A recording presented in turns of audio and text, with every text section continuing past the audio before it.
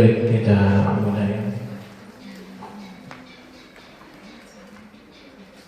Bismillahirrahmanirrahim. Assalamualaikum warahmatullahi wabarakatuh.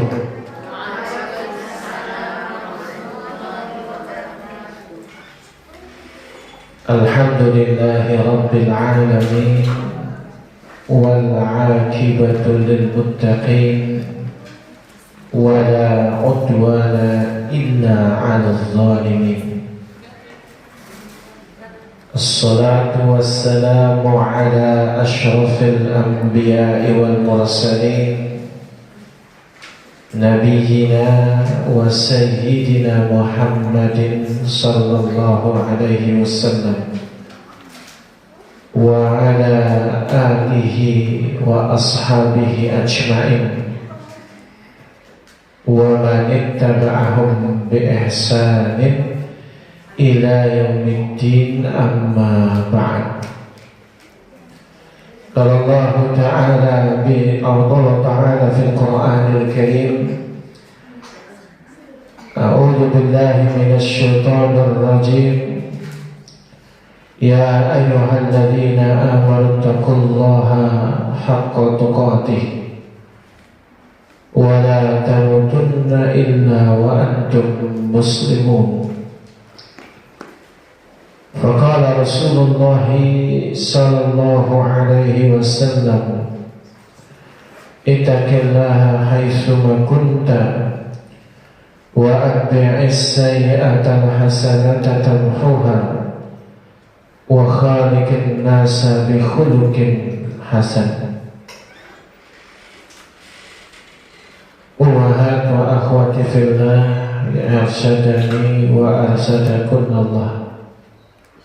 Alhamdulillah, segala puji bagi Allah Ta'ala atas limpahan nikmat yang begitu besar yang Allah Ta'ala berikan kepada kita semua, sehingga pada kesempatan yang berbahagia ini kita dimampukan oleh Allah untuk bisa hadir di dalam kajian rutin kita dalam rangka untuk thalabul ilmi, untuk menuntut ilmu agama, dalam rangka tawasau bil haqqi wa tawasau bis sabr, dalam rangka saling menasihati di dalam kebaikan dan juga kesabaran.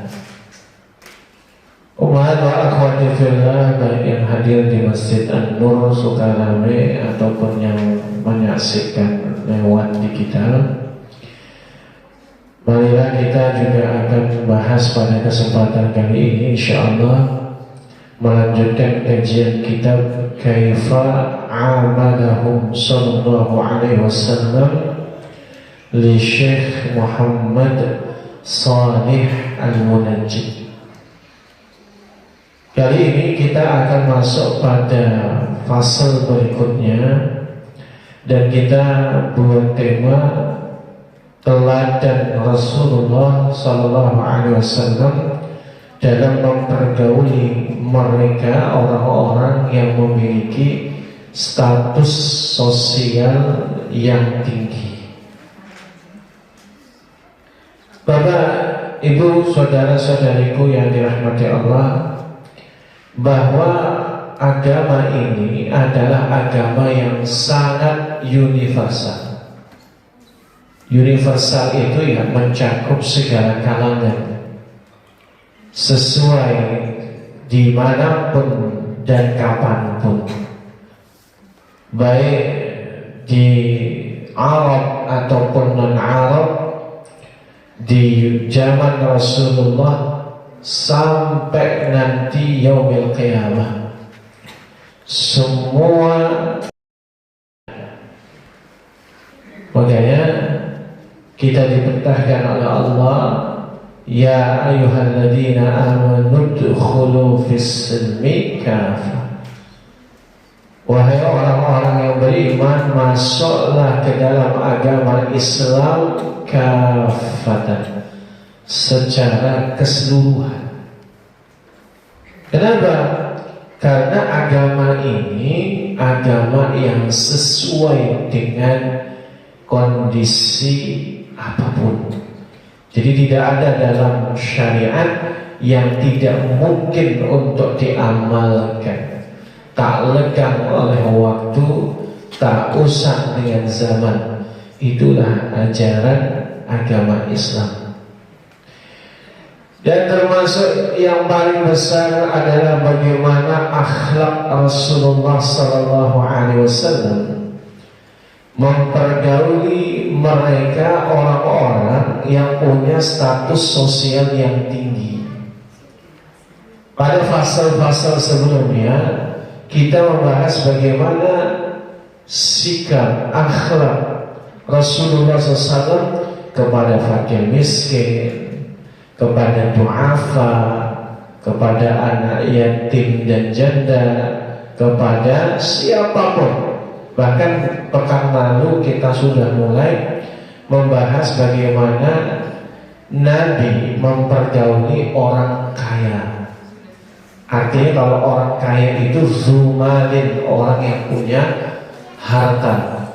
Nah, pembahasan kita kali ini adalah bagaimana Rasulullah SAW mempergauli mereka, orang-orang yang punya strata sosial yang tinggi. Status sosial yang tinggi itu ya, kalau orang kaya sudah kita lewatin kemarin, yaitu bisa jadi dia seorang raja atau mantan raja, atau dia seorang yang punya kuasa, atau dia punya kedudukan, punya pengaruh. Intinya dia dihormati orang lain. Dan Rasulullah SAW tidak pernah merendahkan mereka. Biasanya yang sifat dasar manusia itu saling iri dengki. Dia tidak ingin ada orang yang lebih menonjol dibandingkan dirinya. Atau ada orang-orang itu dia punya satu pola untuk memberikan ataupun memonopoli loyalitas, memonopoli penghormatan dan penghargaan. Jadi intinya yang harus dihormati ya cuma dia, yang dihargai ya cuma dia. Jadi banyak orang-orang tuh pengen menonjolkan diri, pengen jadi orang yang paling hebat. Intinya begitu. Dan di antara semua manusia yang paling layak untuk melakukan itu ya cuma Nabi SAW. Cuma Nabi SAW tidak melakukan hal itu. Ini yang menarik ya. Jadi Nabi SAW tidak merendahkan mereka, berusaha untuk menekan mereka agar mereka tidak punya pengaruh. Jadi Nabi nggak pernah melakukan itu. Itulah yang disampaikan oleh Imam Muslim, bahwa Imam Muslim mengatakan demikian agar kita punya pelajaran. Oh, Rasul itu punya cara untuk berinteraksi secara khusus kepada mereka yang punya strata sosial yang tinggi. Ibu-ibu ummahat wa akhwati fillah, arsadani wa arsadakallah. Nabi mengakui kedudukan mereka. Saya ambil contoh, kita mau ngambil kisah tentang Abu Sufyan. Ya, dalam umat dan akhwat tahu nggak siapa Abu Sufyan itu? Abu Sufyan itu salah satu pemuka Quraisy yang paling dihormati. Kalau dia bicara kedudukan, ya dia orang kaya, dia orang yang berpengaruh. Bahkan dia punya seorang istri, istrinya punya seorang ayah, berarti ayah mertuanya itu juga tokoh di Darun Nadwah, orang yang berpengaruh dalam berpendapat. Jadi kalau kita katakan Abu Sufyan ini adalah orang yang punya strata sosial tinggi dan punya kedudukan. Dia terlibat baik langsung atau tidak langsung memusuhi Nabi SAW. Dari ketika Nabi diutus berdakwah secara terang-terangan, Abu Sufyan terlibat di situ. Karena Abu Sufyan termasuk orang yang dia punya suara di Darun Nadwah. Jadi orang Quraisy itu punya yang namanya Darun Nadwah. Darun Nadwah itu ini Bu, kalau di kita itu Dewan Perwakilan Rakyatnya, DPR. Jadi perwakilan dari setiap kabilah, pemimpin-pemimpin kabilah itu mengutus ya, ataupun mereka datang untuk berkumpul membicarakan kondisi sosial politik yang ada di kota Arab ataupun di kota Makkah atau di Jaziratul Arab. Itu yang dikerjakan. Nah, Abu Sufyan ini orang yang berpengaruh gitu. Dia orang yang terlibat dalam beberapa kebijakan. Ditambah lagi pasca perang Badar. Pasca perang Badar itu 70 tokoh Quraisy terbunuh, 70 ditawan.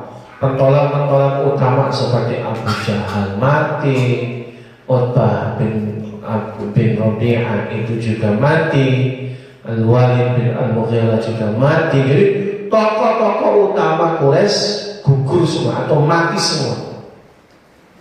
Abu Lahab yang mati, cuma matinya nggak di perang tapi karena penyakit.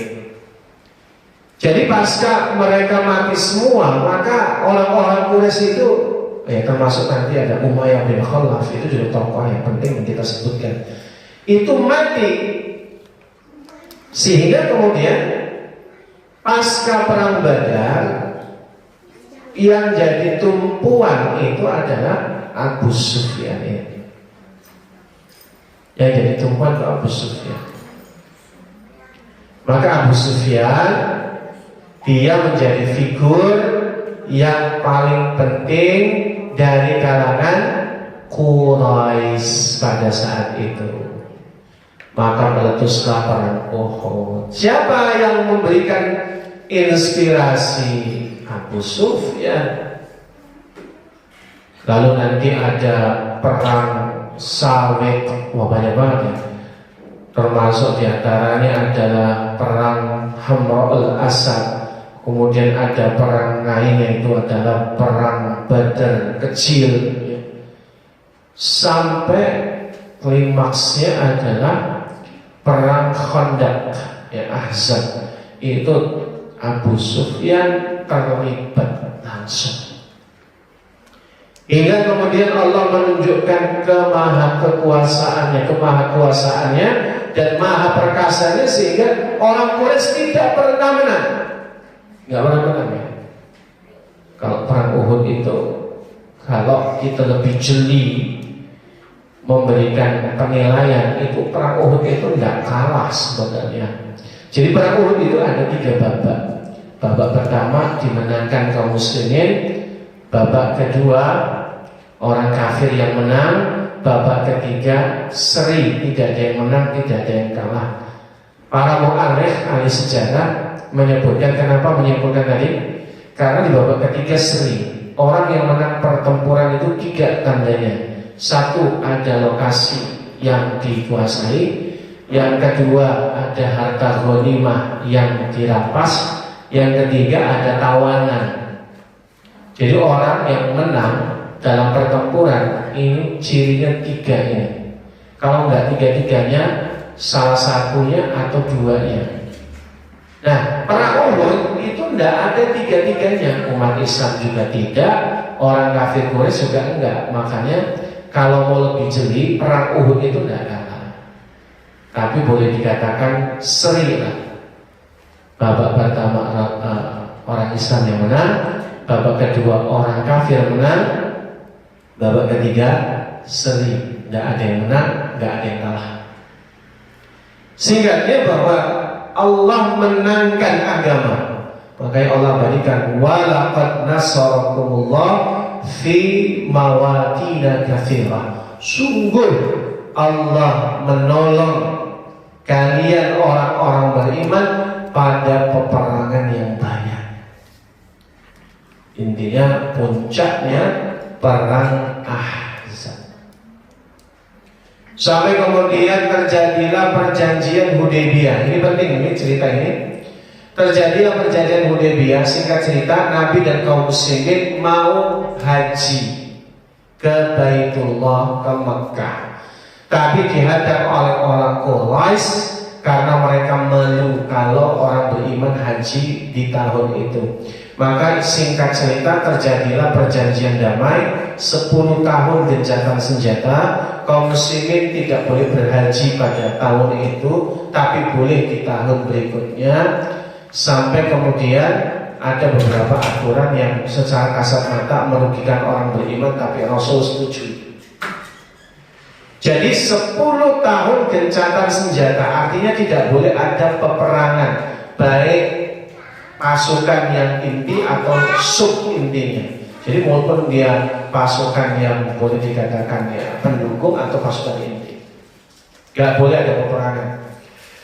Hingga pada tahun 9 Hijriah terjadilah satu pengkhianatan orang Quraisy, yaitu mereka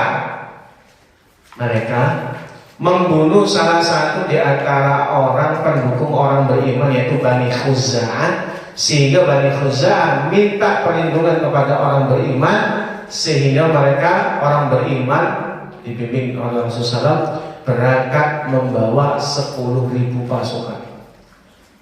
Banyak itu zaman itu, banyak banget 10.000 pasukan itu. Takutlah orang-orang Quraisy ini, karena apa? 1.400 saja mereka sudah takut. Waktu mereka melaksanakan haji yang ditolak itu, jumlah kaum muslim 1.400 saja mereka takut, apalagi 10.000. Diutuslah Abu Sufyan ke Madinah. Sampai singkat cerita ditangkap oleh Umar bin Khattab, dibawa bersama Al-Abbas bin Abdul Muttalib sama Nabi. Sampai di hadapan Rasul, Nabi katakan, apakah belum saatnya ya Abu Sufyan kau masuk ke dalam agama Islam, mengucapkan syahadat la ilaha illallah Muhammadur Rasulullah. Singkat cerita, Abu Sufyan masuk Islam. Ini nih sikapnya Rasul. Berbelas-belas tahun, ini berbelas-belas tahun ya, Abu Sufyan itu jahat sama Nabi. Taruhlah misalnya dimulai dakwah terang-terangan di Mekah itu tahun 3 kenabian. Berarti di Mekah 10 tahun plus Fathu Mekah. Fathu Mekah itu tahun 8 Hijriah. Berarti 18 tahun Abu Sufyan memusuhi Nabi SAW. 18 tahun. Kalau biasanya orang ketika dia di masa inferior, masa lemah, dilecehkan, dimusuhi, lalu kemudian roda berbalik, yang menghina, yang memusuhi ada di bawahnya, itu kira-kira gimana? Dendam biasanya. Biasanya ya, ini mumpung saya di atas, dendam. Biasanya, umumnya manusia. Mirip-miripnya apa? Idfa'is sayyi'ati bisayyi'ah. Itu lumrah di zaman masuk di zaman atau di kalangan manusia. Membalas keburukan orang dengan keburukan itu dianggap impas, benar nggak? Ada orang menghina kita, dulu kita nggak bisa melawan, saatnya bisa melawan, kita hina balik. Itu dalam hitungan manusia impas, dia itu juga gitu. Tapi Nabi itu punya sifat. Sifatnya apa? Yadfa'us sayyi'ati bil hasanah. Membalas keburukan itu dengan kebaikan. Jadi sekalipun Abu Sufyan begitu parahnya memusuhi Nabi, tapi begitu dia masuk Islam, maka apa yang dikatakan Nabi ketika peristiwa Fathu Mekah? Siapa yang dia di Masjidil Haram, dia aman. Siapa yang dia berlindung di rumahnya Abu Sufyan, dia aman. Siapa yang menutup pintu dan jendelanya, jendela rumahnya, dia aman. Coba, Nabi itu luar biasa. Ada nama Abu Sufyan disebutkan di situ. Siapa yang dia berlindung di rumahnya Abu Sufyan, dia aman. Itulah cara Nabi memperlakukan orang yang punya strata sosial yang tinggi. Memang orang yang mereka itu biasa dihormati, mereka punya kedudukan. Memang ada caranya, nggak bisa kita remehkan begitu saja, nggak bisa. Secara keimanan dan ketakwaan, oh dia mu'alaf, ya benar. Tetapi dalam pergaulan sehari-hari, Nabi SAW tahu mereka adalah orang-orang yang paling berpengaruh di antara kaumnya. Endingnya apa? Karena luhurnya akhlak Nabi kepada Abu Sufyan meruntuhkan segala kesombongan bagi Abu Sufyan dan keluarganya, termasuk nanti istrinya. Siapa istrinya Abu Sufyan tahu? Hindun binti Utbah yang membelah dadanya Hamzah bin Abdul Muttalib dan mau mengunyah jantungnya, yang memotong hidung dan telinganya Hamzah. Itu Hindun loh, istrinya Abu Sufyan. Komentarnya apa? Luhur benar akhlaknya. Itu langsung nyes kalau bahasa kita. Ada orang menyakiti kita, Bu. Dia tiap hari membenci kita. Tapi betapa besarnya jiwa kita, bukan hanya memaafkannya, kita balas dengan kebaikan, itu nyes langsung. Karena kalkulasi orang ya, waduh ini bakal dibalas dendam. Ternyata kita balas dengan kebaikan. Itu langsung nyes itu. Takluk udah. Ya, apa bahasanya? Ya udah, namanya kayak gitu tuh, ya takluk tadi. Simpatik. Kalau saya gampang ilustrasikannya, ibu pakai motor atau mobil ke sini, ada jalan lubang. Biasanya orang pengendara itu nyari jalan yang paling baik, menghindari lubang. Ada motor papasan. Itu kalau nggak ngalah, berantem itu. Berantem. Saya pernah pulang taklim itu di Karang, jalan aspal mulus, ada mobil melintang, dua-duanya turun berantem karena jalan. Yang lebih parah apa? Pulang taklim dari Raja Basa, pulang kira-kira sore lah. Ada ibu-ibu berantem, ditonton warga banyak. Yang satu ibu bawa 2 anak, yang satu bawa 1 anak. Anaknya pada bengong, ngapain ibu kok pada MMA ini? Kayak Habib Nurmagomedov. Benar-benar berantem. Hanya apa coba? Rebutan jalan. Tuh. Jadi kalau kita rebutan jalan itu bisa berantem. Tapi coba deh, kita mencoba mengalah. Ini ada jalan berlubang, kita lebih baik diam, dia biarkan kita biarkan dia lewat lebih duluan, langsung tik. Nah, minimal dia langsung. Oh bravo kalau bahasa anak muda. Itu tadinya kebesaran jiwa. Ngapain rebutan? Bedanya mau sekian detik kok. Gak usah rebutan ya. Ini penting bagi ibu-ibu ya. 90% pengendara wanita itu sukanya ngebut. 90% pengendara wanita polisi tidur gasak. Raketo. Ya makanya perlu hati-hati. Ya pokoknya kalau di jalan tuh wanita, ibu-ibu tuh raja. Nah, jajanan ngesek ini belok kanan sana. Giliran ditegur malah-malah. Saya pernah di malam-malam sama ibu-ibu di pasar. Pasar sekarang di sini. Udah beloknya sembarangan ya. Kita sampai ngerem gitu kan. Kita ingetin, Bu hati-hati. Wah marah dia mata yang melotot. Wah ini ngajak berantem. Coba kita ngalah, lebih baik ngalah. Jadi orang yang punya jiwa besar itu punya kedudukan. Memang begitu, Nabi begitu. Jadi berjiwa besar gitu. Kalau dibilang sakit, sakit. Secara pribadi, ya Allah, Abu Sufyan jahat. Berapa tahun tadi? 18 tahun membuat makar memusuhi Nabi. Belum kalau kita bicara istrinya Hindun binti Utbah.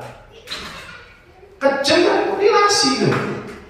Bagaimana paman Nabi yang Nabi cintai namanya Hamzah itu dibelah dadanya, diambil jantungnya, dikunyah, digigit coba. Mau dimakan jantungnya. Hidungnya dipotong, telinganya dipotong. Itu kalau bicara dendam pribadi, ini perempuan yang mungkin bahasa kasarnya layak untuk dibunuh. Tapi ketika Nabi paham bagaimana cara mempergauli mereka orang-orang penting, yang orang penting ini berpengaruh, maka Nabi berjiwa besar. Maka beliau mengatakan itu, dan Hindun sampai takut langsung, yang tadinya benci berubah jadi cinta. Kadang kebencian itu akan berubah dengan cinta atau menjadi cinta tatkala kita berjiwa besar membalas keburukan dengan kebaikan, dan itulah penghuni surga. Sifat penghuni surga. Sifat penghuni surga itu membalas keburukan dengan berderma kepada yang pelit, menyambung silaturahim kepada yang memutuskan. Itu sifat penghuni surga kata Ali bin Abi Thalib. Jadi kalau kitanya, oh ini dia orang berbuat jahat, yang biarin, oh jahat saya juga bisa lebih jahat. Ya kapan ada kebaikan kalau ada gitu? Ya kan? Kalau jahat dibalas dengan jahat, lalu kapan ada kebaikan? Tidak ada. Maka Nabi SAW mengatakan, siapa yang masuk ke rumahnya Abu Sufyan aman, dihargai benar sama Nabi. Sehingga dampaknya dengan apa yang dilakukan oleh Rasul, berbondong-bondonglah masuk ke dalam agama Islam para penduduk Mekah. Allah memberikan satu ilustrasi untuk mengabadikan salah satu potret momen pada saat itu. Apa dalam surah apa? Surah An-Nasr. Idza jaa nasrullahi wal fath. Apabila telah datang ya pertolongan Allah dan kemenangan Allah. Ra'aitan nasa yadkhuluna fi dinillahi afwaja. Kau akan melihat manusia masuk ke dalam agama Islam berbondong-bondong. Jadi pasca Nabi ngomong begitu, masuk Islam berapa orang, Bu? 2.000 orang. Ngantri orang masuk Islam, ngantri dengan syahadat. 2.000 orang. Jadi betapa besar pengaruh seorang tokoh yang dia punya strata sosial tinggi itu, sehingga tadi masuk Islamnya Abu Sufyan salah satu yang membuat orang-orang Quraisy masuk Islam berbondong-bondong. Ibaratnya ya, kalau kita pengen mendapatkan loyalitas atau juga membawa orang banyak, ya dipegang tokohnya siapa. Orang ngikut tokoh, kebanyakan orang awam ya apa kata tokohnya. Tetap dakwah di grassroots, oke. Dakwah di kalangan awam, iya. Dakwah di kalangan strata sosial rendah harus. Tapi jangan lupakan yang strata sosial tinggi. Walaupun identiknya agama ini adalah dimulai dari menengah ke bawah identiknya, tapi tidak stagnan di situ. Kita harus memulai dakwah kepada orang-orang yang berpengaruh. Kalau kita yang awam, yang hijrah, ya mungkin kita membawa badan kita dan keluarga kita saja. Tapi kalau yang kemudian berhijrah itu adalah pemimpin suatu daerah misalnya, ya tentu pengaruhnya akan beda. Pengaruhnya akan beda. Ya intinya gimana? Intinya ya kita juga harus punya segmentasi dakwah kepada orang-orang yang status sosialnya tinggi. Tapi harus balance. Dalam pembahasan sebelumnya Nabi ditegur kan? Dalam surat apa tuh Nabi ditegur? Abasa wa tawalla in ja'ahul a'ma. Nabi ditegur karena fokus pada strata sosial tinggi, melupakan yang rendah, yang buta. Al-a'ma itu adalah Abdullah bin Ummi Maktum. Ummahat wa akhwati fillah, arsadani wa arsadakum Allah. Nabi sallallahu alaihi wasallam bersabda. Apa sabdanya? Khiyarukum fil jahiliyati khiyarukum fil islami idza faqihu au idza fuqihu. Orang yang terbaik di masa jahiliyah, dia akan menjadi orang yang terbaik di masa Islam apabila dia paham ilmu agama. Kuncinya berarti apa? Paham ilmu agama. Jadi kalau ada orang kaya, ada para penguasa, strata sosialnya tinggi, dakwahi, kasih ilmu. Kunci ilmu agama. Misal umahat dan akhwat di rumahnya, ya, di lingkungannya, ya mungkin nggak kelasnya presiden belum, tapi tengoklah tetangganya. Di lingkungan keluarga atau warga komplek biasanya ada apa? RT. Berarti gimana? Dekati Bu RT-nya. Kalau memang RT-nya laki-laki ya dekati istrinya, kan gitu. Kenapa? Karena dia punya pengaruh di lingkungannya. Kalau dia sudah kena, alhamdulillah tuh. Dia nanti keluar-keluar keluarganya. Bagi ibu-ibu RT 0 sekian, ayo kumpul di masjid pengajian. Bu RT-nya ngoprak-ngoprak. Itu bagus. Apalagi bu camat, lebih luas lagi itu. Artinya ada pengaruh yang besar. Jadi kita juga harus tahu untuk bisa mengajak mereka, orang yang punya strata sosial tinggi, boleh ngasih info ke ustadzahnya. Ustadzah, ini ada di lingkungan kita orang ini, ibu ini yang berpengaruh banget. Kalau kata ibu ini kiri, maka warga akan ke kiri. Kalau kata ibu ini ke kanan, warga akan ke kanan. Kalau ibu ini nyuruh masuk sumur, pada masuk sumur. Secara kasar gitu. Pokoknya apa kata ibu, mesti ada pemimpin yang memang yang punya pengaruh. Ya, dideketin. Jadi Nabi SAW itu mengangkat kedudukan mereka sesuai dengan yang sudah ada saja. Nabi itu mendakwahi para raja. Pasca perjanjian Hudaybiyah yang tadi kita ceritakan, salah satu hikmah yang paling besar itu apa? Nabi dengan masa gencatan senjata punya waktu berdakwah kepada para penguasa, raja-raja di Jaziratul Arab. Caranya gimana?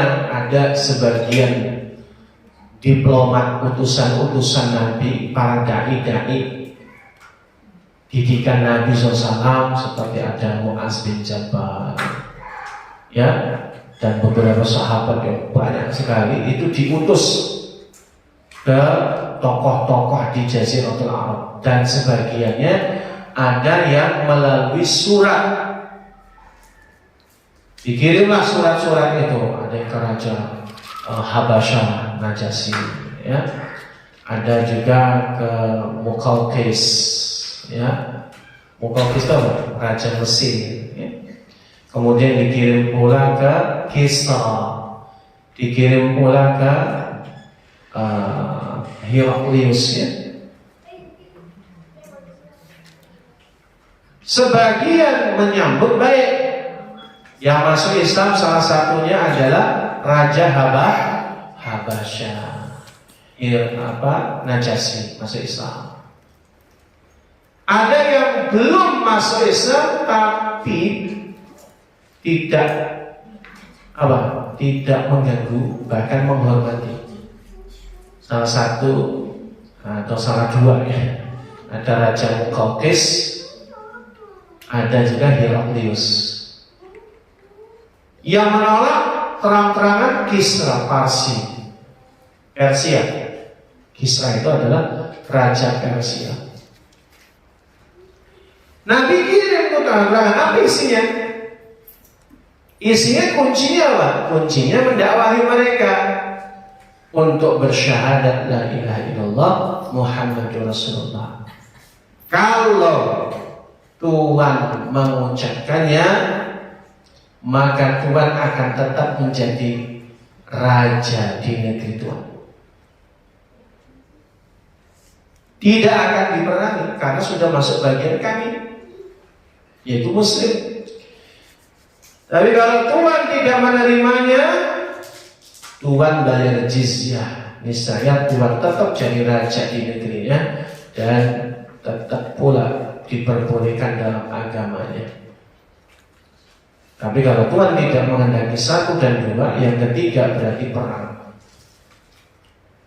Itu Nabi kirim surat dakwahi supaya bersyahadat la ilaha illallah Muhammadur Rasulullah. Sehingga apa? Sehingga Nabi mendakwahi penguasa-penguasa itu.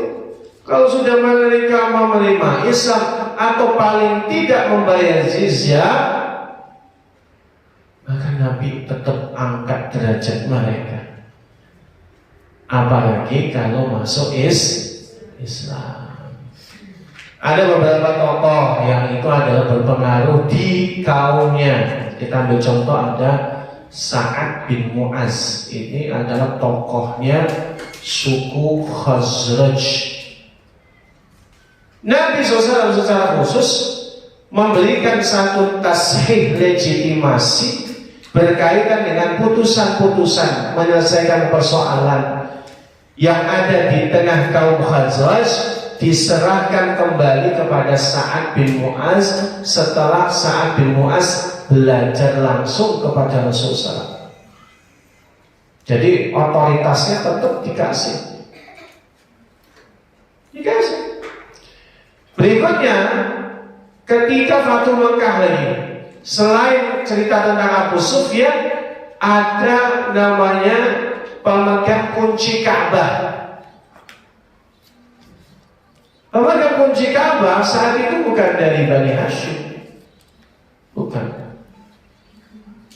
Begitu dia diterima, maka ditaklukkan, kunci tetap diserahkan kepada pemegang kunci asalnya. Begitu Nabi SAW. Begitu pula Nabi SAW bagaimana memperlakukan Adi bin Hatim. Siapa Adi bin Hatim itu? Adi bin Hatim itu tokohnya orang Nasrani. Dia pendeta Nasrani. Apa kata Adi bin Hatim? Dia tuturkan sendiri dalam hadis Bukhari. Adi bin Hatim itu cerita bahwa dia adalah seorang pendeta yang sangat dihormati. Bahkan dari dulu nih. Jadi pendeta itu enak. Kenapa? Pendeta berhak mendapatkan ar-rubu', minimal itu 1/4 daripada harta jemaatnya. Bukan jamaah, jemaat. Orang Indonesia itu ngambil bahasanya dari bahasa Arab lagi. Jamaah jadi jemaat, khutbah jadi khotbah. Ya itu memang satu penyerapan yang masih diperbolehkan lah. Jemaah itu. Yang kita kadang perlu kritisi itu masalah sedekah. Sedekah tidak layak diberikan atau dipakai orang kafir. Sedekah itu dari kata sidqun, jujur imannya. Maka dalam hadis as-shadaqatu burhanun, sedekah itu adalah bukti. Bukti apa? Bukti iman. Makanya ketika mengeluarkan harta seorang muslim itu berarti untuk berinfak ya, untuk bersedekah berarti jujurlah, benarlah imannya. Iman kita benar diukur dari apa? Dari sedekah salah satunya. Nah, kalau orang kafir nggak berhak, orang kafir pun nggak boleh pakai sedekah, pakainya infak.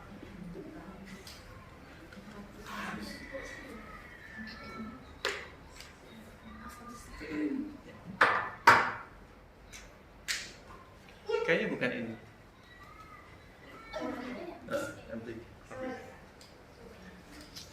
Gak apa-apa, kita lanjutkan ya. Jadi kalau orang kafir tidak berhak pakai itu, tidak berhak. Tidak berhak. Orang kafir tidak bisa pakai sedekah, tapi pakainya infak. Infak itu dari bahasa Arab. Bahasa Arabnya anfaqa, yunfiqu. Apa anfaqa yunfiqu? Mengeluarkan harta. Diambil dari situ pecahannya jadi nafkah, nafkah, nafkah kita bilang. Jadi itu umum kalau infak, jadi boleh. Singkat cerita, kata Adi bin Hatim, saya adalah orang yang dihormati oleh kaum saya. Bahkan saya menikmati status saya, kata Adi bin Hatim, itu adalah layaknya raja, karena mereka begitu sangat menghormati saya. Plus apa bu? Tadi kita ulang, dia berhak mendapatkan 1/4 uang dari jemaat. Ini yang beda. Kalau kita dulu pernah dengar antara jemaat mereka itu sampai bertumpah darah perang gara-gara beda gerejanya. Apa yang memicunya? Memicunya uang. Jadi kalau jemaat itu mereka kemudian mengeluarkan uang sebagai infak penebus dosa, maka 1/4-nya itu uang pendetanya. Makanya kita pernah dengar ya, pendeta itu bulanannya, satu pendeta saja bulanannya itu gajinya sampai 80 juta.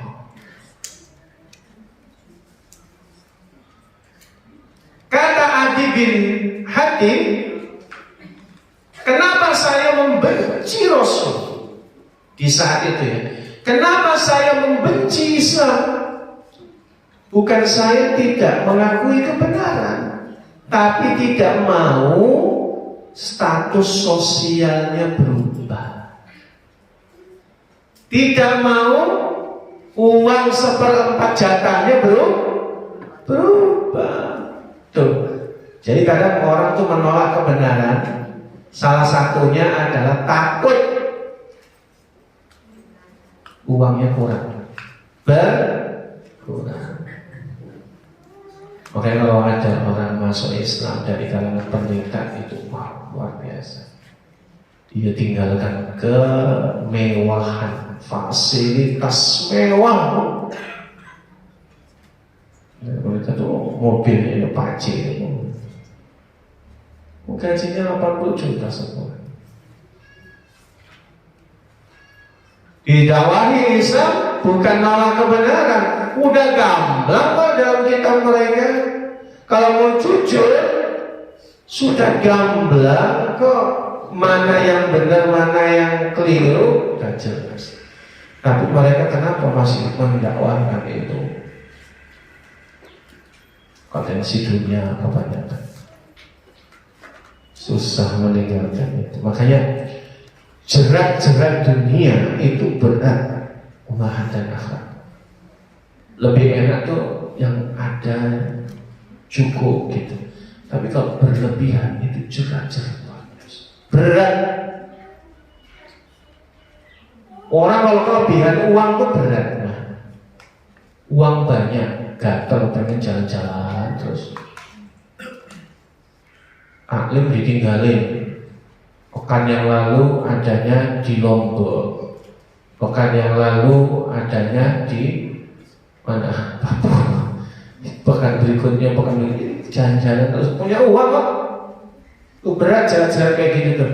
Untuk mendapatkan kebenaran itu berat. Makanya tadi Adi bin Hatim mengatakan demikian. Saya benci sama Rasul, saya benci sama Islam. Bukan karena nggak mau kebenaran, bukan karena menolak kebenaran, bukan karena tidak mengakui kebenaran, tapi fasilitas itu yang berat untuk ditinggalkan. Jadi orang-orang yang punya strata sosial itu kadang didakwahi kebenaran itu sulit. Sekarang di samping orang yang punya kekuasaan itu punya lahan dakwah yang luas, orang kalau jadi wali kota, dia punya kebijakan.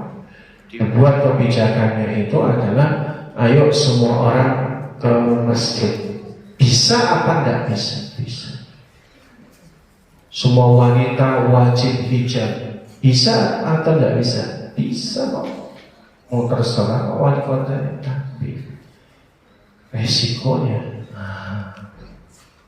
akan banyak oposan kiri menyerang dia, goyang sana sini.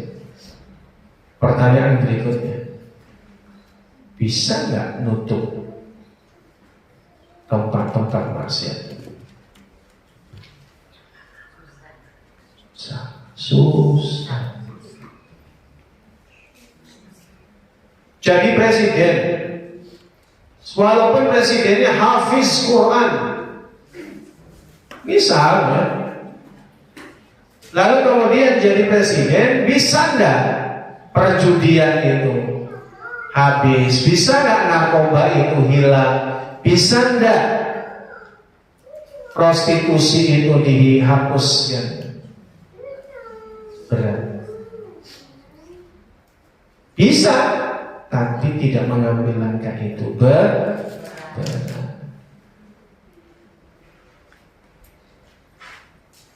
Kenapa? Karena memang struktur sistemnya mendukung pada kemungkaran. Maka kalau dia pro kebenaran, oh udah langsung dicap apa tuh? Dicap kadrun, dicap radikal kayak gitu. Ya itulah makanya kita mencoba untuk bermanhaj yang benar sesuai dengan salafus saleh. Tantangannya ya itu. Tantangannya adalah orang nganggapnya terlalu kaku bener. Padahal bukan kaku, komitmen. Jadi umat dan akhwat yang dirahmati Allah, jadi Nabi mensikapi mereka orang-orang yang punya strata sosial tinggi itu luar biasa, dihormati benar sama Nabi. Nabi SAW mendengarkan apa yang mereka katakan. Ya, bahkan pada saat Nabi SAW ya berada di kota Makkah masih inferior, betapa Nabi juga mendengar mereka suka mengolok-olok Nabi. Suatu ketika di Masjidil Haram, ini ceritanya belum hijrah, itu berkumpul pemimpin-pemimpin Quraisy yang mereka punya strata sosial yang tinggi. Sebenarnya mereka tuh orang baik di tengah masyarakatnya, terkenal baik, cuman memang mereka tidak siap untuk meninggalkan berhala mereka. Sehingga responnya adalah menghina Nabi. Nabi dihina, dikatakan tukang sihir. Nabi dihina gila, penyair gila dan seterusnya. Pokoknya Nabi diejek-ejek lah. Tapi ketika mereka itu bicara, Nabi tetap dengarkan dengan seksama. Itu sifat Nabi. Jadi untuk bersikap yang demikian punya kebesaran jiwa. Tadi kalau kita sempit dadanya ya, ada orang tuh kita nggak suka sama dia, ketemu aja nggak mau, apalagi ngobrol, apalagi dengerin omongan dia kan. Rasanya kayak ditusuk-tusuk, sembilu mendengar. Pengennya dilampiaskan amalah kita. Tapi coba berbesar jiwa. Kita kadang nggak bisa nahan itu. Apalagi kalau konfliknya dengan guru kita, ustazah kita misalnya, atau ustazah semua. Kadang ya itu tadi. Kita berada di atas kebenaran, tapi nggak dengerin itu aja. Kita berikan adab itu kepadanya. Kalau salah ya udah salah.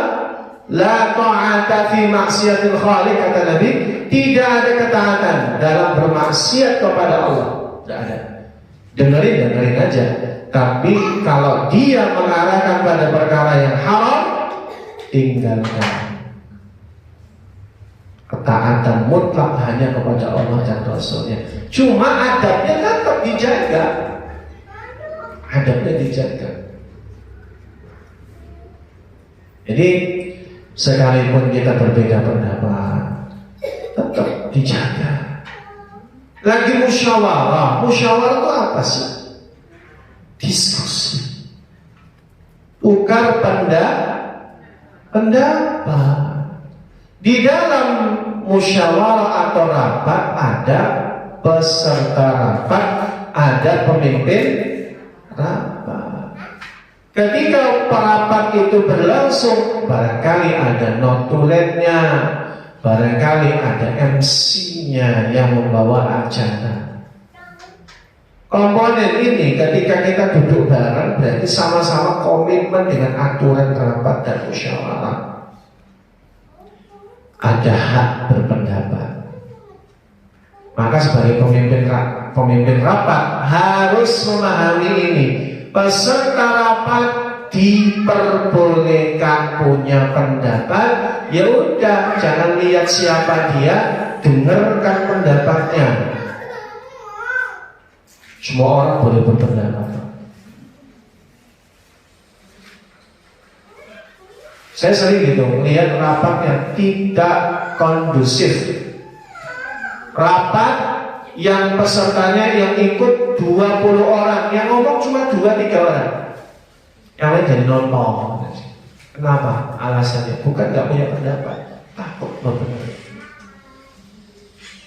Sebenarnya namanya orang peserta rapat, diajak rapat itu tujuannya bukan dapat snacknya aja, kan gitu. Ya bersuara, berpendapat. Makanya salah satu di antara ciri orang punya sense of belonging terhadap suatu organisasi atau suatu rapat, dia akan berusaha berpendapat. Paling enggak, saya setuju dengan pendapat fulan atau fulana. Jadi MC-nya, notulennya, bahkan pemimpin rapat pun harus juga mendengarkan, walaupun yang ngomong itu budak hitam sahaya, yang mungkin barangkali siapa sih dia gitu, dengerin dulu. Jangan suka motong pembicaraan, dengerin dulu. Itu cara menghormati. Apalagi peserta rapat kepada pemimpin rapat. Dikasih pendapat, kasih waktu untuk berpendapat, sudah. Tapi pemimpin rapat itu menentukan kebijakan mana yang diambil. Makanya ya udah harus taat.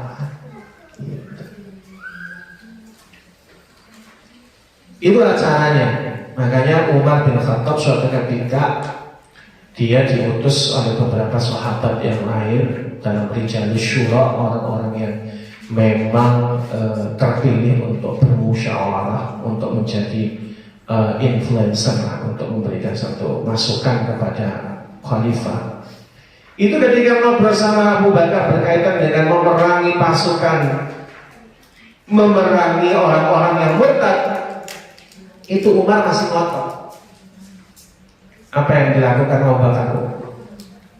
Dipegang jenggotnya Umar. Hei Umar, saya lagi mimpin. Kewajiban yang dipimpin adalah mentaati pimpinannya. Kalau kamu nanti jadi pemimpin, saya jadi bawahan, saya pun akan taat kepadamu. Jadi kita harus bersikap pada orang yang punya kedudukan yang tinggi itu, mendengarkan pendapat mereka, taat pada perintah mereka, tunjukkan penghormatan kepada mereka, plus kepedulian terhadap mereka, dan ramah. Umat dan akhwat sekalian yang dirahmati Allah, ya. Dan terakhir kata Nabi, bersabar terhadap keburukan mereka. Jadi gini, sifat pemimpin, orang yang punya kepemimpinan, kekuasaan itu terkadang memang egonya tinggi. Ego itu sebenarnya dibutuhkan bagi seorang pemimpin. Untuk skala pemimpin yang tinggi, yang bagus itu harus punya ego.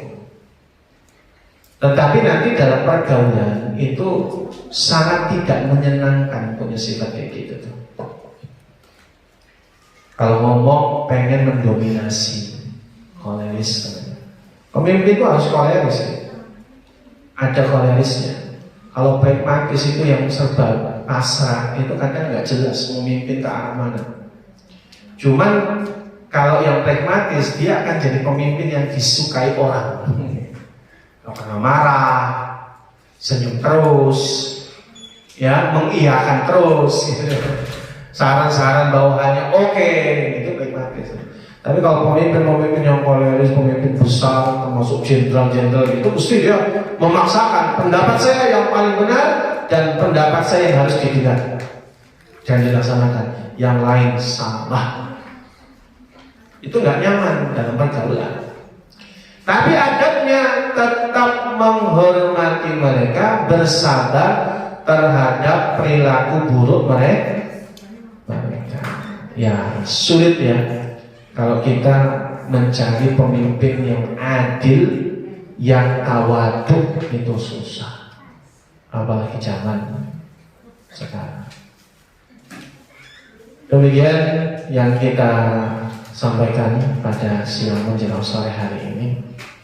Bagaimana cara Rasulullah SAW dalam mempergauli mereka orang-orang yang punya strata sosial yang tinggi. Itulah yang kita bahas pada kesempatan kali ini. Demikian mungkin di waktu dan tempat akan kembalikan ke MC Foto. Baik Ustadz, jazakallah khairan. Baik, untuk sesi selanjutnya adalah sesi tanya jawab untuk Umahat semuanya, silakan apabila ada yang ditanyakan.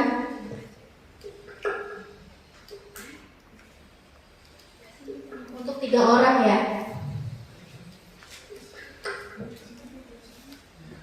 Silakan Umat, ada yang ditanyakan? Ini paham semua ya.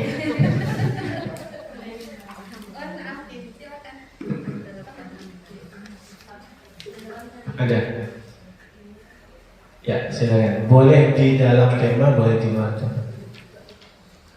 Ustaz, Ana mau bertanya di luar tema, Ustaz.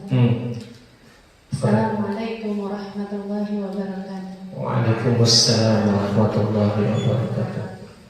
Ana mau bertanya, Ustaz, ketika ada seseorang yang mengikuti perbuatan, misalkan contoh ya Ustaz, dia itu seorang panutan, terus tiba-tiba ada orang yang mengikuti, dia aja ikut senang kok, misalnya seperti itu Ustaz. Si orang tadi itu mendapat keburukan tadi itu tidak ya Ustaz? Masya Allah. Cukup Ibu? Cukup Ustaz. Masya Allah. Nah, saya belum dapat informasi ya, senamnya di mana? Kalau senamnya indoor, ibu-ibu tok. Nah, yang jadi masalah kalau senamnya di depan toko. Ya, di depan toko dilihatin orang, bapak-bapaknya nongkrong di situ. Kok bisa nyaman ya? Saya juga bingung ya. Baik, jadi gini. Tadi sudah kita sampaikan dalam hadis ya, Nabi bersabda, la ta'ata fi maksiatil khaliq. Tidak ada ketaatan dalam berbuat maksiat kepada Sang Pencipta. Tidak ada. Dan di dalam surah An-Nisa sendiri Allah berfirman, ya ayyuhalladzina amanu qu anfusakum wa ahlikum nar. Ya ayyuhalladzina amanu atiiullaha wa atiiur rasul wa ulil amri minkum. Wahai orang yang beriman, taatilah Allah dan Rasulnya dan para pemimpin kalian, termasuk ulama, termasuk orang yang dianggap panutan tadi. Tapi apa kata Allah? Fa in tanazza'tum syai'in farudduhu ila Allah wa rasulih. Tapi terhadap panutan dan pemimpin itu tidak mutlak, dia bersyarat. Syaratnya apa? Sesuai dengan Al-Quran dan Al-Hadis. Jadi ketika melihat ada sang panutan, taruhlah dia orang yang berpengaruh, melakukan yang buruk, ya jangan ditiru. Ulama sekalipun memang pasti tidak maksum, pasti loh. Artinya tidak akan bersih dari dosa. Tetapi seorang panutan ulama, dia harus menjaga agar tidak menampakkan dosanya. Jadi gini, yang diwariskan dari Nabi itu ilmu, tapi tidak diwariskan al-ismah, pemeliharaan dari dosa. Yang terpelihara dari dosa nggak diwariskan. Jadi makanya ulama bisa saja berbuat salah, bisa. Tapi paling tidak jadi ulama itu, atau kalau bukan ulama, orang yang dipandang jadi panutan, jangan menampakkan dosa terang-terangan. Apa kata Nabi SAW? Innan nasa mu'afan illal mujahiri. Sesungguhnya setiap manusia dimaafkan dosa-dosanya, termasuk ulama dimaafkan dosanya. Illal mujahiri. Mujahirin, jahar itu terang-terangan. Kecuali orang yang terang-terangan atau menampakkan dosanya. Nah, tadi konteksnya senam tadi itu, tadi kita runtut dalil-dalilnya. Senam pakai jilbab sekalipun mesti bajunya ketat. Ya. Biarpun tidak seksi, biarpun badannya nggak seperti gitar Spanyol, tapi banyak cincin di perutnya. Tapi aku pede. Iya. Jadi jangan mikir, saya kan badannya gemuk gini, masa sih ada orang yang ngeliatin? Jangan gitu, jangan begitu. Jadi itu adalah aurat yang harus ditutup, apalagi berlenggak-lenggok. Senangnya di depan suami aja lah, dapat pahala. Tapi jangan di depan umum. Bisa masuk dosa. Apalagi dilihatin orang banyak, ya Allah, nggak punya urat malu lagi. Apakah dia dapat dosa banyak? Ya kalau orang dia berpengaruh diikuti orang, lalu kemudian yang dilihat itu mau kayak dalil, dia tuh itu yang dihormati aja pakai senam saja senam kok. Dapat dosa dia, dosa jadi. Salah siapa dia terkenal, salah siapa dia public figure. Makanya public figure itu dosa kecil yang ditampakkan bisa jadi dosa besar karena dia jariyah, bisa diikuti oleh orang di bawahnya. Nah benar, gitu ya Bu, cukup? Silakan, silakan Bu. Oke, mic, ada mic-nya. Tafadhol. Assalamualaikum warahmatullahi wabarakatuh. Waalaikumsalam warahmatullahi wabarakatuh. Pak Ustadz mau nanya di luar tema tentang riba Ustadz. Riba. Iya, riba itu kan diharamkan Ustadz ya. Dan kalau misalnya kita lagi mendesak gitu, kepepet, tapi yang bisa menolong kita itu bantu dia itu hal riba gitu Ustadz. Itu bagaimana Pak Ustadz ya? Saya minta pencerahan tentang riba itu hukumnya gimana gitu Pak Ustadz. Dan kalau misalnya kita mau bersedekah, katanya saya pernah mendengar kalau misalnya ada orang yang masih berhubungan dengan riba dan dia mensedekahkan hartanya, itu tidak diterima sedekah itu Pak Ustadz. Jadi sedekahnya itu sia-sia karena dia masih ada sangkutan dengan riba. Saya minta pencerahan tentang riba ini Pak Ustadz. Terima kasih. Assalamualaikum warahmatullahi wabarakatuh. Waalaikumsalam warahmatullahi wabarakatuh. Jumhur ulama sepakat riba haram. Ayatnya jelas. La ta'kulur riba. Janganlah kamu makan dari harta riba. Atau di dalam surah Ali Imran ya dijelaskan bahwa innallaha ahallal bai'a wa harramar riba. Sesungguhnya Allah menghalalkan jual beli dan mengharamkan riba. Stop di situ. Berarti jawaban pertama, riba adalah haram. Yang kedua, bagaimana kalau kondisinya kepepet? Kalau kondisinya kepepet, pakai kaidahnya adalah kepepet itu apa bahasa Arabnya? Susah. Mendesak, darurat, emergency. Kalau bahasa Inggrisnya emergency, kalau bahasa Arabnya darurat. Bahasa Indonesia itu udah darurat. Bahasa Arabnya darurah. Maka kata ahli fikih, para ulama mengatakan ad-daruratu tubihul mahdurat. Kondisi darurat karena kondisinya itu membuat yang haram jadi boleh.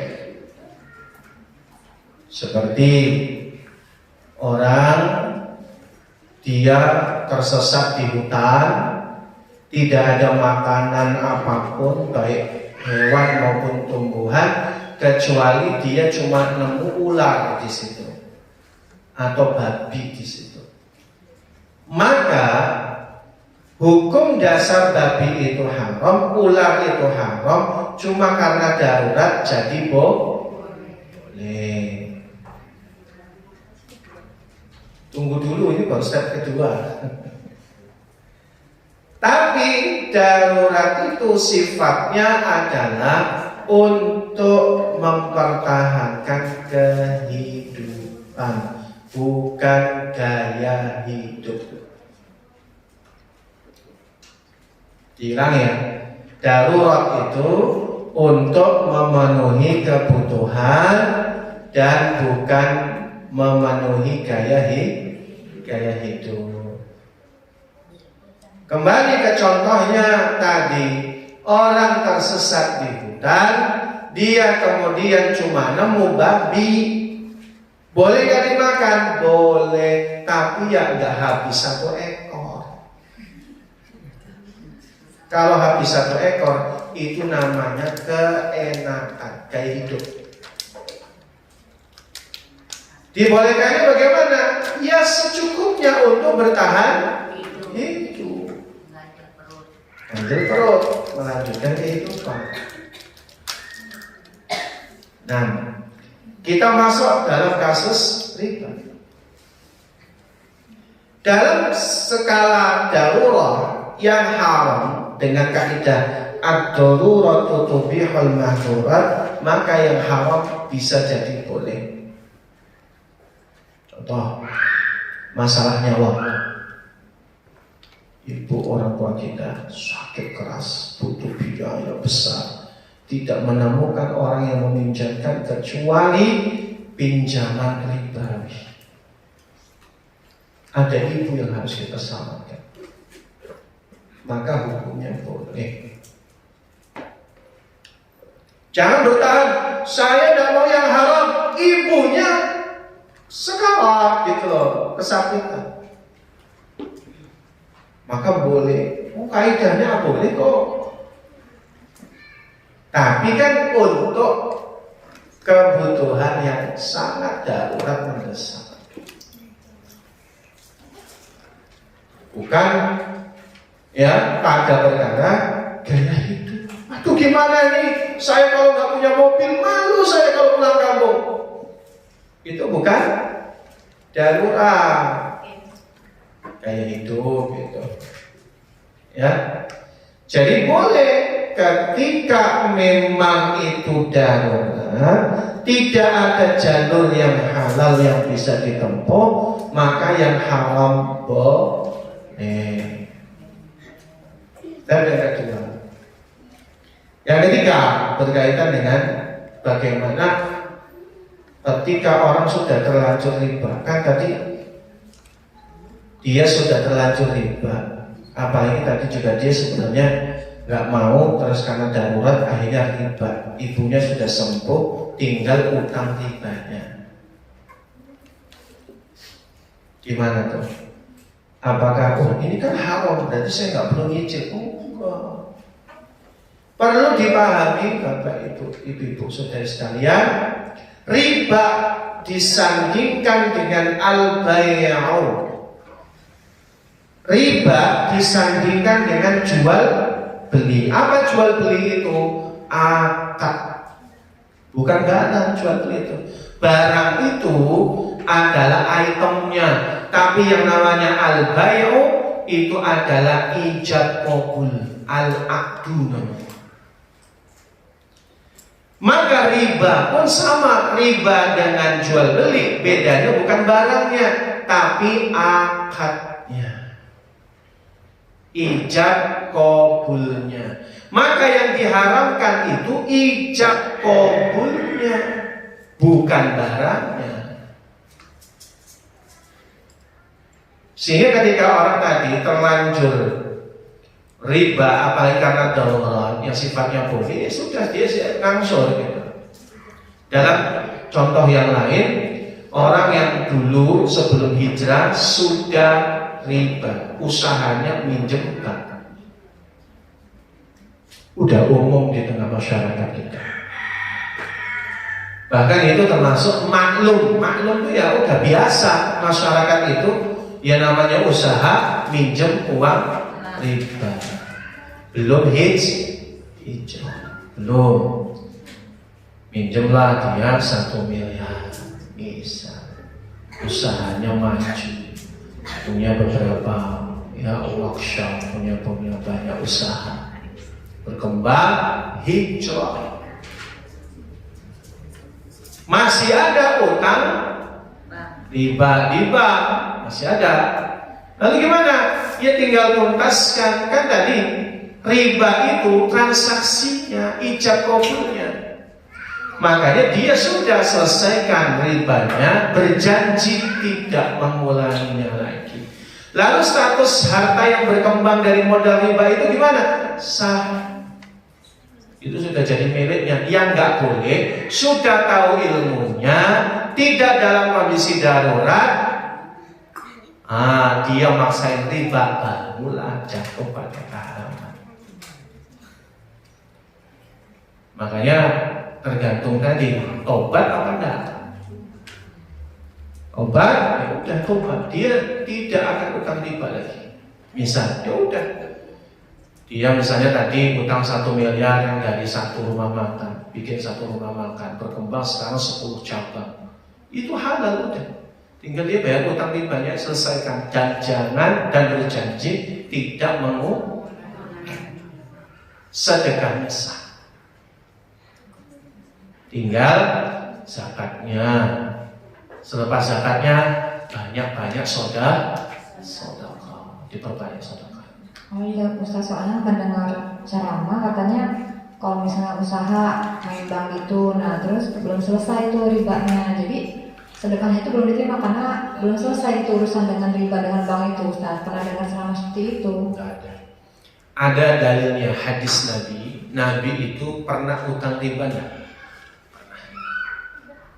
Urusan makan dan minum soalnya. Jadi Nabi itu pernah utang sama Yahudi. Yahudi itu nggak mungkin nggak riba.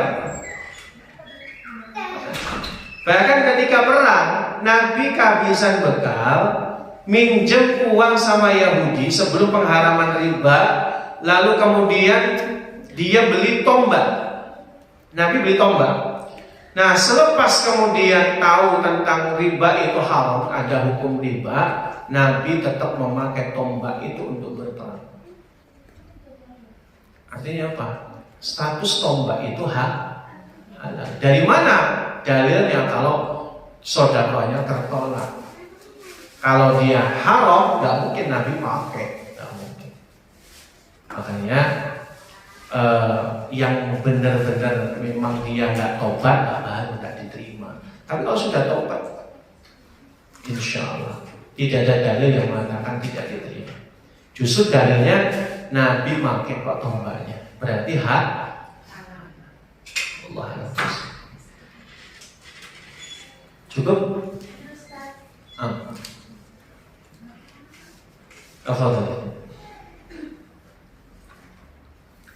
Bismillah, Assalamualaikum warahmatullahi wabarakatuh. Ana mau tanya, bolehkah kita foto dengan lawan jenis? Misalnya ada dalam suatu acara yang mungkin ada kesempatan untuk foto bersama, meskipun memang akhwatnya lebih banyak gitu. Terus berfoto dengan misalnya ada acara ya itu lah ya, misalnya ada ikhwannya cuma berapa biji gitu. Apakah boleh gitu? Jika dalam satu frame, apakah masuk ke dalam ikhtilat? Mungkin seperti itu Ustaz. Jazakumullah khairan katsiran. Wassalamualaikum warahmatullahi wabarakatuh. Waalaikumsalam warahmatullahi wabarakatuh. Masya Allah ya, ini memang sudah jadi tren foto booth ya. Apalagi itu foto-foto kayak gitu lah. Kalau ada acara, ayo foto bareng. Dan ini gimana? Kita harus pertama mengatakan bahwa al-aslu fil asya' ay lil ibahah. Dasar hukum segala sesuatu itu mubah, boleh, illa ma dallat dalil ala khilafih. sampai datangnya dalil yang menyelisihi kebolehannya. Ada nggak dalil larangannya? Dalil larangannya adalah berkaitan dengan ikhtilat bercampur baur secara fisik, yang itu laki-laki perempuan berjejer, apalagi fotonya maaf ini samping kanannya laki-laki bukan suaminya, itu hal.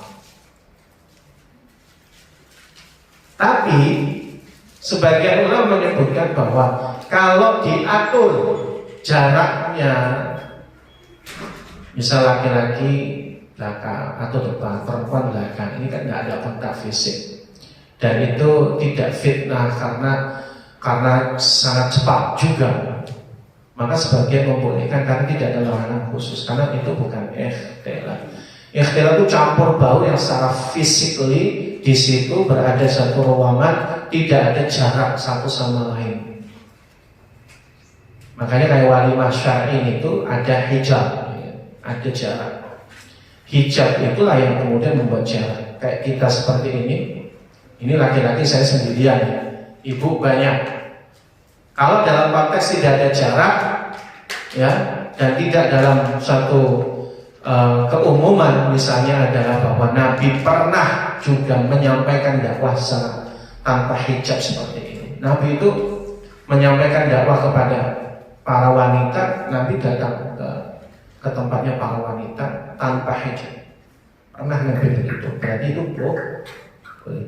Jadi dihukumi begitu. Cuman kalau saya ada di tengah-tengah itu, ibu sama saya jaraknya sampai dekat-dekatan, nah itulah ya tidak boleh.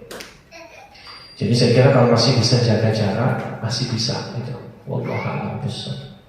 Kalau campur-campur lagi samping kanan siapa? Ipar jangan lupa ya, ipar pun nggak boleh. Samping kanan kita ipar yang lain jenis itu nggak boleh. Dia bukan keluarga yang sifatnya mahram. Maka diatur. Berarti kalau iparnya laki-laki, suami kita ada di samping kita, main berbicara. Walaupun foto keluarga diatur. Jangan mau nurut sama fotografer. Fotografernya itu nggak tahu ilmu. Tolak. Fotografer itu kan dibayar juga. Gitu. Dia nggak tahu ilmunya. Itu kadang sok ngatur. Bapak sini pak. Saya di sini. Gitu. Sok ngatur kata fotografer itu nggak tahu ilmunya. Kita jangan manut kayak gitu. Disandingkan dengan laki-laki yang bukan mahram. Saya katakan jangan, haram kalau sampai dekatkan begitu. Ya, wallahu a'lam. Kira cukup? Ada yang lain? Cukup ya. Waktu dan tempat Anda kembalikan ke Ustazah Tafadhal. Baik Ustaz, sebagaimana di akhir acara Ustaz memberikan 3 pertanyaan. Ya. Kalau Ustaz dipersilakan. 3 pertanyaan. Pertanyaan yang pertama, sebutkan 2 tokoh orang yang status sosial tinggi yang Nabi perlakukan dengan baik. 2 orang aja.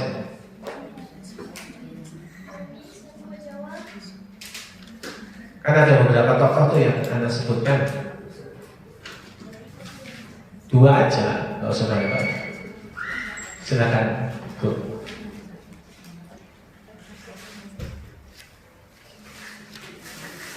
Tokoh yang pertamanya Abu Sufyan. Yang keduanya Sa'ad bin Mu'adz. Nah, betul. Abu Sufyan, yang kedua Sa'ad bin Mu'adz. Pertanyaan yang kedua,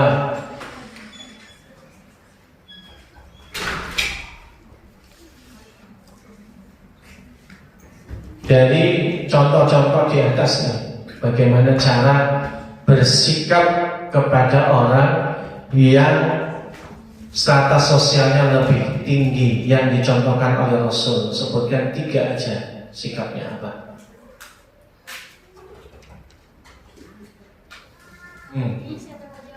Kalau mau jawab, ada beberapa. cara sikapnya kan.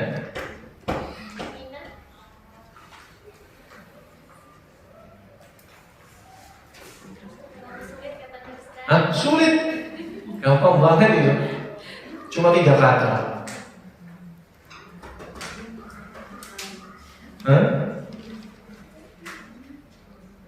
Sulit ya, menghormatinya, ya kan?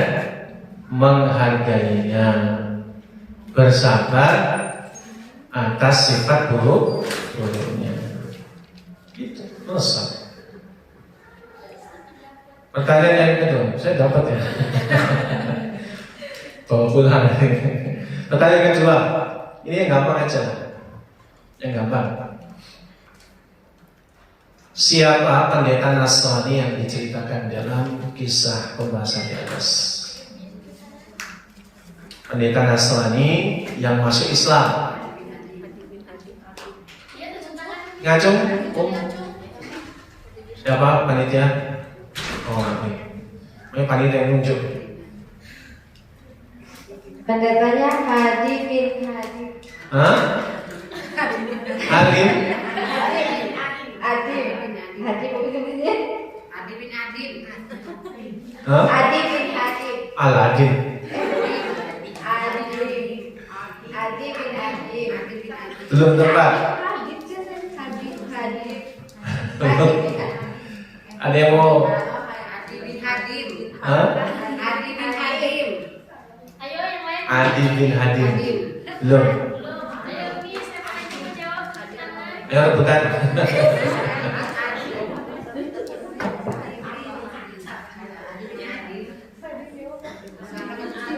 Ngacung, gampang loh. Belum tepat. Hadi bin Ati. Adi Bin Ati. yatim. Atim belum. Sedikit lagi.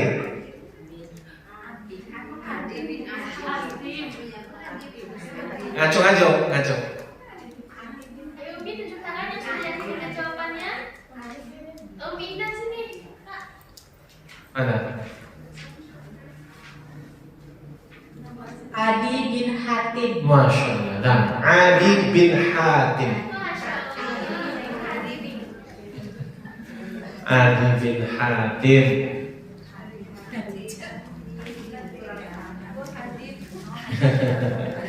Mungkin artikulasinya kurang jelas. Adi bin Hatim. Pakai Hatim. Pertanyaan yang ketiga. Ini juga gampang karena requestnya jangan yang susah. Yang ketiga,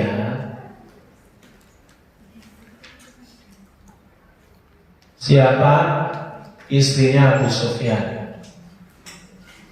Gampang loh.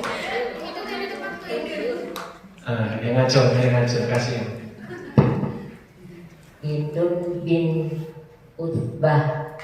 Hindun Bin Utbah. bin mah laki-laki. Bin Utbah. Hindun binti Utbah, ya benar. Pokoknya yang penting kita semua semangat. Tafadhal, Ustaz. Jazakallah kepada Ustaz yang sudah memberikan tausiah kepada kita semua. Semoga dari tausiah tersebut dapat bermanfaat dan menjadi keberkahan terhadap kita semua. Amin ya rabbal alamin. Acara demi acara telah kita lalui. Mari kita akhiri acara ini dengan lafaz hamdalah bersama-sama. Alhamdulillahirabbil alamin dan doa kafaratul majelis. Subhanallahumma wa bihamdika asyhadu an la ilaha illa anta astaghfiruka wa atubu ilaik.